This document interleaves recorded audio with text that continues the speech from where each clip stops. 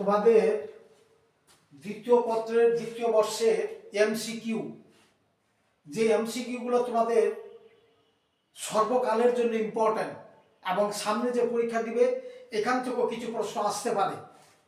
কাজেই এই দ্বিতীয় বর্ষের দ্বিতীয় পত্রের এমসিকিউগুলো আমি এখানে শুধুমাত্র উত্তরটা দিয়ে রাখছি, অপশনগুলো দিই নাই। যেমন কিটোকে CH2 মিথিলিন মূলকে রূপান্তর করে ক্লেমেনসন বিক্রিয়া সাহায্যে কিটো গ্রুপকে CH2 মিথিলিন গ্রুপে রূপান্তর করা যায়। তারও থাকবে কিটোকে CH2 রূপান্তর করে ক্লিমেনসন বিক্রিয়া, মেলা বিক্রিয়া নাম থাকতে পারে, উত্তরটা হবে ক্লিমেনসন বিক্রিয়া কিটো গ্রুপকে CH2 গ্রুপে রূপান্তর করে। 2 নম্বর SN1 এর সক্রিয়তার ক্রম, SN1 এর সক্রিয়তা ক্রম 3 degree is greater than 2 degree, 2 degree is greater than 1 degree.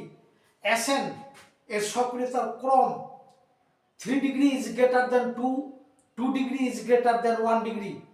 SN1 এর সক্রিয়তার ক্রম, অ্যাক্টিভিটির ক্রম। 3 নম্বরটা নিম্নের কোনটি আলোক সক্রিয়? CH3CH NH2COOH, যে কার্বনের কাছে কোনো 4টি গ্রুপ আলাদা আলাদা, এখানে এই CH কাছে 4টি গ্রুপ আলাদা আলাদা, এই কার্বনের কাছে 4 ধরনের কাইরাল কার্বন, সুতরাং CH3CH NH2COOH এটা হলো আলোক সক্রিয় যৌগ। যে সমস্ত যৌগের কার্বনের কাছে 4টি গ্রুপ আলাদা হবে কাইরাল কার্বন, ওইটা হবে আলোক সক্রিয়।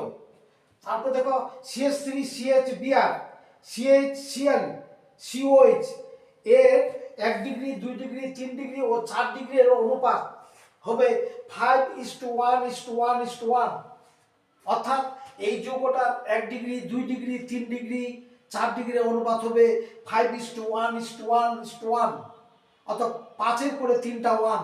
এটা হবে এই যৌগটার কার্বনের 1 ডিগ্রি 2 ডিগ্রি 3 ডিগ্রি 4 ডিগ্রির অনুপাত। নিম্নের কোনটি অ্যারোমেটিক নয়? যে কার্বন রিংয়ে, যে বেনজিন রিংয়ে দুই পাশে দুটো দ্বিবন্ধন আছে, যে বেনজিন বক্সে দুই পাশে দুটো দ্বিবন্ধন আছে, ওইটা অ্যারোমেটিক নয়।